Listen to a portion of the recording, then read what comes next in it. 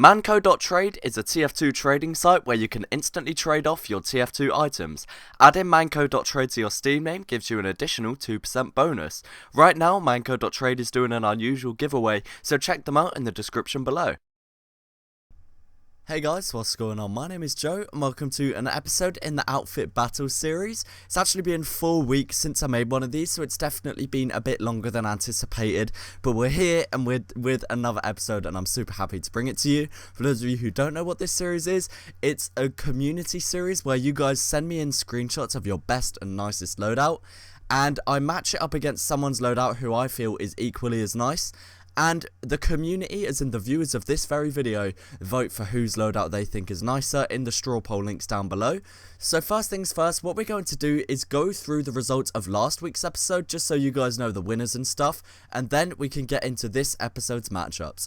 So our first matchup was a Pyro matchup between Pingu's Pyro and Dizzy's Pyro. This was fairly close. There was 134 votes in total, and Pingu's one received 61%. Totaling as 82 votes compared to Dizzy's 52 votes, which was 39%. Up next we had the Heavy, which was slightly closer. Dolphin's Heavy received 58% of the votes, totaling at 74 votes. And Zayo's Heavy received 54 votes, which was just 42%. 128 votes were cast in total. The round 3 went to the Medic, and this one was even more one-sided than anything we've seen. Sky the Magic Guy received 64% of the 143 votes cast, compared to Crippling Depression's 51 votes, so 36% there. And of course the round 4 went to the Scout.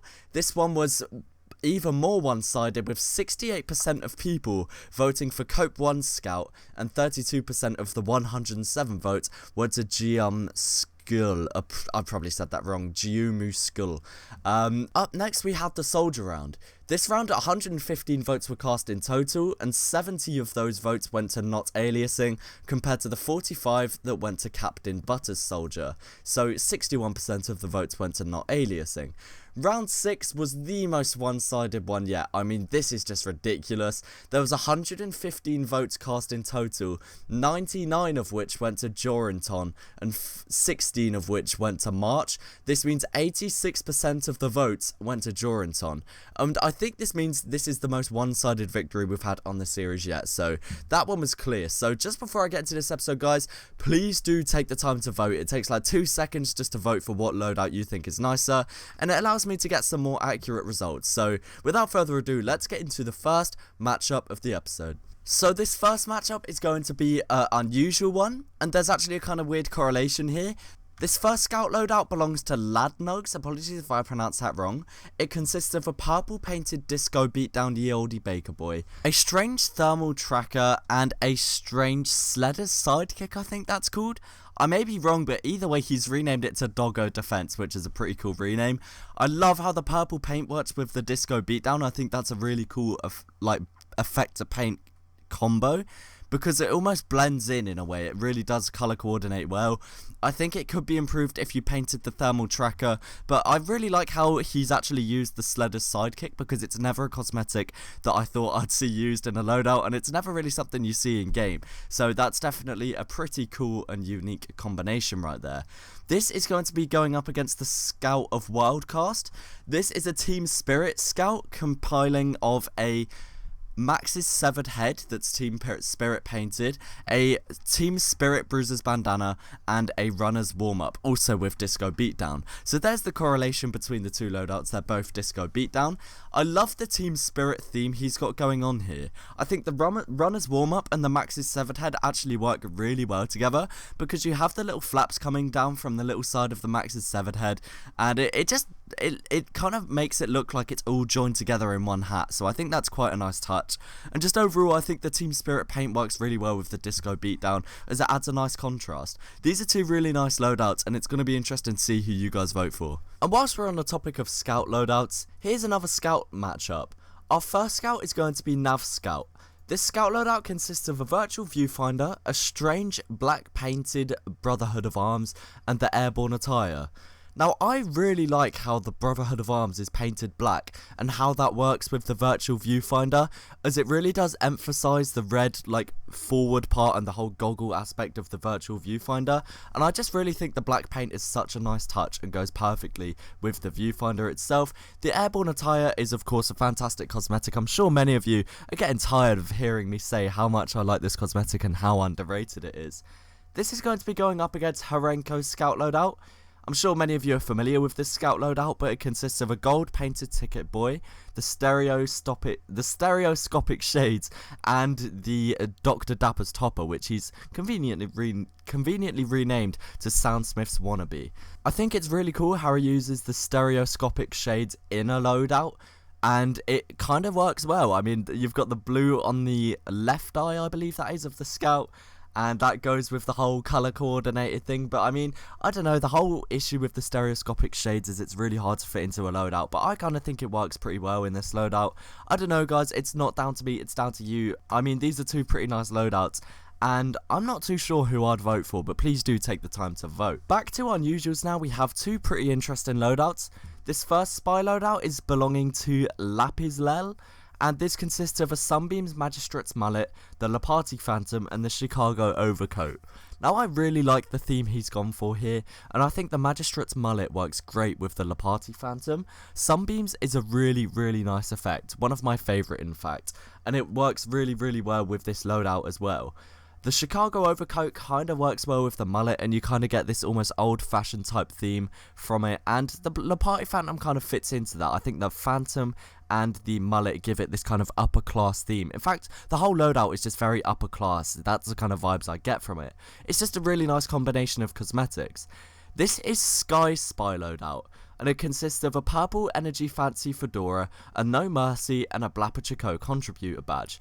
Now, you guys know anyone that uses that Blapper badge gets a special place in my heart, but I just think it's really cool how he hasn't actually used a cosmetic, he's just gone with the badge, and that's really all there is to say. The bright colours of the Blapper badge really pop off and almost emphasise itself, and it really does stand out in comparison to the jacket and the trouser combo. The purple energy fedora is amazing. I love the energy effects. You guys know the energy effects are probably my favourite unusual effects in the game.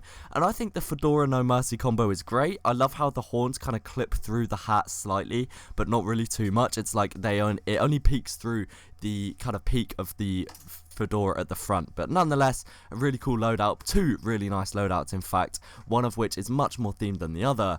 And it's going to be really, really interesting to see who comes out on top, and if it's going to be a close matchup. I feel like it is. Up next, we've got this engineer matchup. This first engineer belongs to Daryl151, and it consists of a Grizzled Growth, a Strange Barnstormer, and a Dead of Night.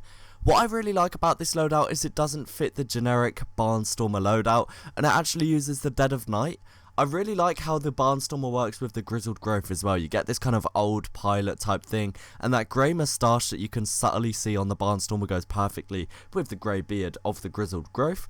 The Dead of Night is a really nice misc on the engineer, and it kind of does go well. I think the classic engineer cosmetic, being the Dogfighter, would have went better, even though it is slightly more generic to see with the Barnstormer, but it's definitely refreshing nonetheless. Up next, we've got Leeroy Danking's engineer, and this is using an Egghead's overalls, the Professor's peculiarity, and the Lonesome Loafers. There's not a huge amount I can say about this loadout. It's nice, it's basic, and it uses 3 individually nice cosmetics. I really like the Lonesome Loafers because they add this like colour and this almost like bounce of colours that is really refreshing compared to the almost bleak, like the brown paint on the Professor's peculiarity and the brown overcoat and the brown trousers. It's really nice to get that refreshing like bright white and red stripes. But that's really all there is to this loadout. It's super basic, but I think the cosmetics themselves work really well together, and it just forms a pretty nice looking loadout. Up next, we have got 2 Pyro cosmetics. This first one belongs to Unlucky Souls. This loadout consists of a Sengoku Scorcher, a Wraith Wrap, and an Air Raider painted green. My favourite part about this loadout is the combination between the Air Raider and the Wraith Wrap. I think it's really cool, and the Air Raider is not a cosmetic you see on the Pyro often at all. Generally, it's the Pyro, the Flame Deer, or the Last Breath, so it's super refreshing to see this green painted Air Raider, and it actually looks really nice. The Wraith Wrap Air Raider combo is just amazing, especially with that green paint, and the Sengoku Scorcher definitely does go well with the green paint on the Air Raider. This is going to be going up against a slightly more colourful loadout, being Sen Tyler's Pyro loadout. This consists of the Feathered Fiend, the Sacrificial Stone, and the Deity's Dress. I feel like this loadout's a bit more predictable. All the cosmetics are released around the same update, and all of them are clearly meant to be worn together. It's a really nice colourful loadout, and I think the skin and the festive lights on the flamethrower definitely complement them. I mean, it's pretty basic, isn't it, really? It's 3 jungle-themed cosmetics, all were meant to be worn together, so you can't really go wrong. It's just a really nice, colourful, fun Pyro loadout. I think that's the main thing. It's just a fun loadout. But guys, that is just about it for this episode. Please do take the time to vote and let me know your thoughts down below. Please do like if you enjoyed. That really does help, and I super appreciate every like given. Guys, thank you all so much for watching, and peace.